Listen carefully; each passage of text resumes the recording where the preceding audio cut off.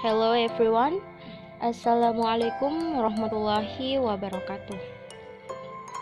Let me introduce myself. My name is Suharti Apriani. My ID number is 20400118047. I'm from English Education Department 2019, Alauddin State Islamic University of Alauddin, Makassar.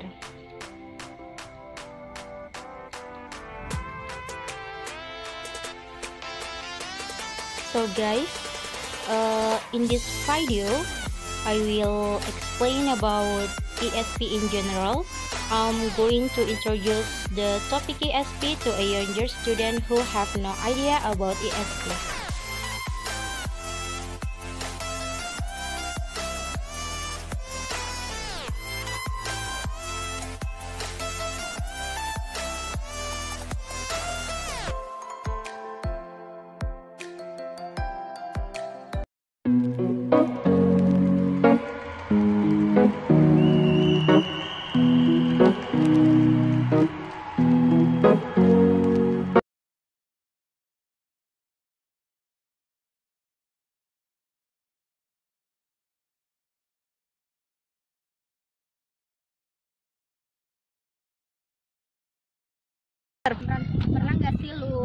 Pernah nggak sih kamu membayangkan kamu bekerja di luar negeri, kamu belajar di luar negeri? Pernah ya. Kamu tahu nggak, belajar di luar negeri itu kita harus mengetahui belajar bahasa Inggris dengan baik, fasih dengan bahasa Inggris, berbicara dengan bahasa Inggris, karena dengan bahasa Inggris kita bisa berkomunikasi lancar dengan bahasa Inggris akan membantu kita berkomunikasi lancar dengan banyak orang di sana. Apakah kamu suka belajar bahasa Inggris? Suka, tapi sulit. Emang sih kebanyakan orang mengatakan bahwa belajar bahasa Inggris itu sulit, tapi kita wajib untuk mengetahuinya, karena dengan era globalisasi seperti sekarang ini, bahasa Inggris adalah kebutuhan untuk kita. Bahasa Inggris akan dapat lebih membuat masa depan kita lebih cerah. Kita bisa beradaptasi dengan banyak orang di luar sana, dengan negara-negara yang berbeda tempat, berbeda alamat. Nah, apa sih belajar bahasa Inggris itu sulit? Nah, belajar bahasa Inggris sih memang sulit. Masa depan nanti kamu akan belajar tentang ESP. BTW, cita-cita kamu apa? Dokter. Ya, nanti setelah kamu melanjutkan pendidikan kamu ke perguruan tinggi, kamu akan mengenal apa itu ESP. Apa itu ESP? Nah, sebelum memberitahukan kamu apa itu ESP, kita duduk ke sana dulu yuk. Hanya mengapa bahasa Inggris sulit dipelajari? Memang sih kebanyakan dari mereka mengatakan bahwa belajar bahasa Inggris itu memang sulit. Pernah tidak dengar sebuah anekdot yang mengatakan bahwa bahasa Inggris itu adalah bahasa orang gila? Kenapa? Karena bayangin aja dalam bahasa Inggris huruf satu kan Ya. ditulisnya satu, SATU, satu, terus bacanya satu dan artinya satu. Sedangkan dalam bahasa Inggris tulisannya one, dibacanya one, nah artinya satu. Aneh ya? Iya, sangat aneh. Itulah yang mengatakan bahwa banyak orang yang mengatakan bahwa bahasa Inggris itu adalah bahasa orang gila. Selain itu banyak aturan-aturan yang harus dipenuhi bagi pembelajar bahasa Inggris, terutama pada huruf O. Dalam bahasa Inggris itu huruf O itu kita baca U. Contohnya? Contohnya yaitu sebuah buku. Bahasa Inggrisnya buku apa? Book. Ya, bahasa Inggrisnya book, tapi tulisannya book. Nah, itulah O-nya kita sebut sebagai U, kita ganti sebagai U. Nah, selain itu ada juga yang penempatan katanya juga membingungkan, seperti contohnya black book, artinya Buku hitam. nah buku hitam kan, tapi dalam dalam bahasa Inggris itu blacknya yang di depan, bukunya yang di belakang. Artinya ada penyusunan yang secara terstruktur harus kita susun dalam pembelajaran bahasa Inggris.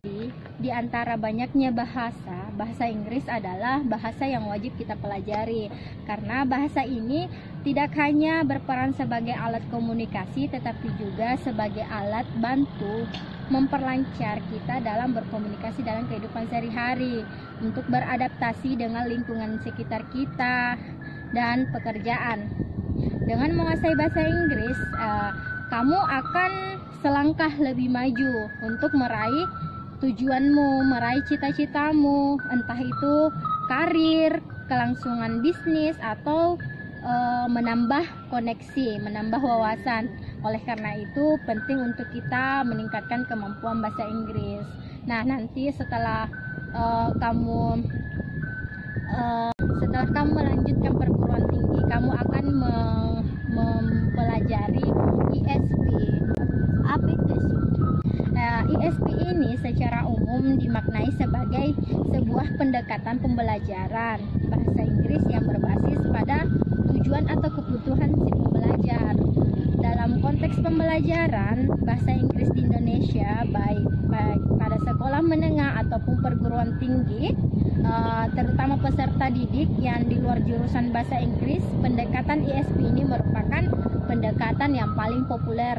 Nah, ISP ini akan membantu kita dalam berkomunikasi dan pada kehidupan sehari-hari kita sesuai dengan tujuan yang lebih spesifik untuk kita, seperti cita-cita kita. Nah, misalnya para profesi perawat dengan penutur asli bahasa Inggris yang bekerja di rumah sakit, dengan jumlah persentase prioritas orang di rumah sakit itu menggunakan bahasa Inggris. Nah, perlu bagi perawat untuk mempelajari lebih dalam bahasa Inggris mengenai sebagai bahasa Inggris.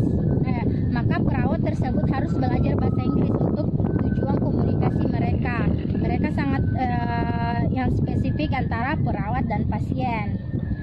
Sejalan dengan hal tersebut, mahasiswa juga belajar ISP ditargetkan. Nanti kamu kan calon mahasiswa. Nah, nanti kamu juga ditargetkan untuk dapat memiliki kompetensi bahasa Inggris. Nah, bisa membuat cita-cita kamu lebih tercapai, lebih efisiensi komunikasimu dengan pasien dan perawat yang lain. Nah, dalam bahasa Inggris ini mereka memiliki materi pembelajaran yang dirancang berdasarkan bidang ilmu tertentu, sehingga mereka dapat memiliki kompetensi di bidang mereka, seperti membaca teks di bidang ilmu, meningkatkan kosakata khusus bagi mereka dimanapun pekerjaan mereka berada, seperti bagi pekerjaan pebisnis, dokter, ataupun polisi. Nah, selain misalnya seorang musisi dia akan belajar mengungkapkan perkataan-perkataan atau kosa-kosa kata yang terkait dengan lirik, nada, alat musik, dan penyanyi. Nah, dan menyanyi. Sedangkan hal lainnya dengan karyawan hotel, tentunya dia akan sering mengungkapkan perkataan-perkataan yang berkaitan dengan check in, check out, kamar, kunci, kebersihan, keamanan, dan sebagainya. Bagaimana kalau dokter? Nah, kalau dokter dia akan lebih banyak mengungkapkan perkataan-perkataan yang terkait dengan pasiennya.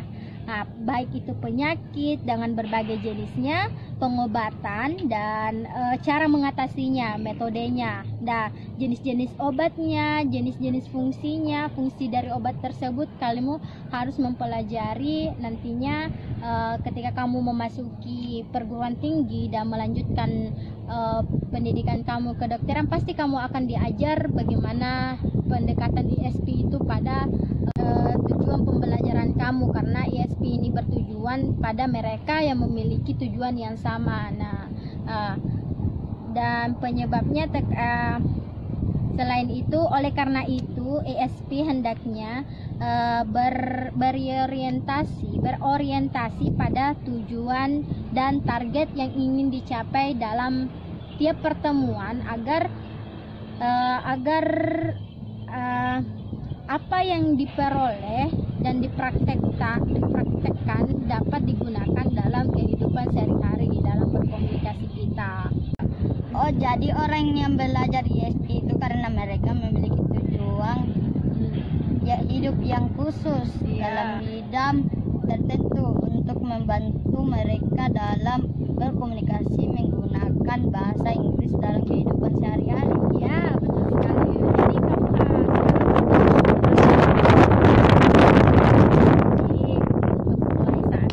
mulai saat ini kamu harus belajar bahasa Inggris untuk mencapai cita-cita kamu, karena bahasa Inggris ini sangat penting untuk era globalisasi saat ini. Oke? Mantap. Oke, saya akan melanjutkan sedikit penjelasan mengenai ESP. Look at the tree.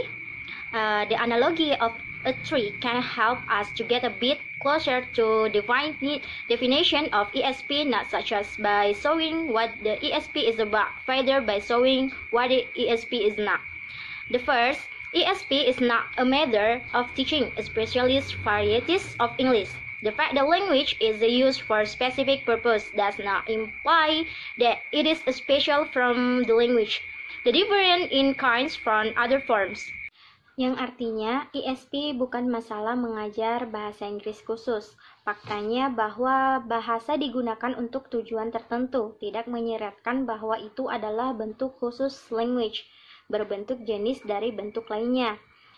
The second is ESP is not just a matter science word and grammar for science, hodl word and grammar for hodl stuff, and so on. When we look at tree, we see the levels and the branch, but there is much more the tree than just that. Much of in the hidden from view inside and beneath the tree. There is much more to communication than just the surface figures that we read and hear.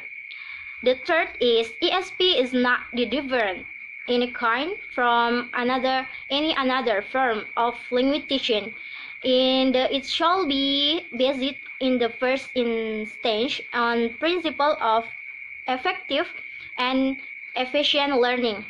No such a thing as an ESP methodology, model classroom, but could just as well have been used in the learning of any kinds of English. Artinya bahwa ESP harus dilihat sebagai pendekatan, bukan sebagai produk. ESP bukan jenis bahasa atau metodologi tertentu, juga tidak terdiri dari jenis bahan pengajaran tertentu. Dipahami dengan benar, ini adalah pendekatan untuk pembelajaran bahasa yang didasarkan pada kebutuhan learner atau peserta didik. ESP kemudian adalah pendekatan pengajarannya bahasa di mana semua keputusan untuk konten dan metodologi didasarkan pada alasan pembelajaran untuk belajar, untuk memenuhi segala kebutuhan pembelajar. ESP must be seen as an approach, not as a product. ESP is not particular kind of language or methodology, nor just it consists of particular types of teaching materials. Understood properties, it is an approach to language learning, which is the basis of learning. Learners need. It is the basis on learner need. ESP then is an approach to language teaching in which all decisions as the content and methodology are the basis on the learner's reason for teaching, for learning. So the conclusion is ESP or English for specific purpose as an approach that is based on the learning language to make it easy. We will just mention the grading principle of ESP, which is tell me what you need English for, and I will tell you the English that you need. Thank you. Oke, mungkin hanya ini yang bisa saya jelaskan, yang bisa saya sampaikan kepada kalian mengenai ESP in general. I apologize if I have a mistake Wassalamualaikum warahmatullahi wabarakatuh.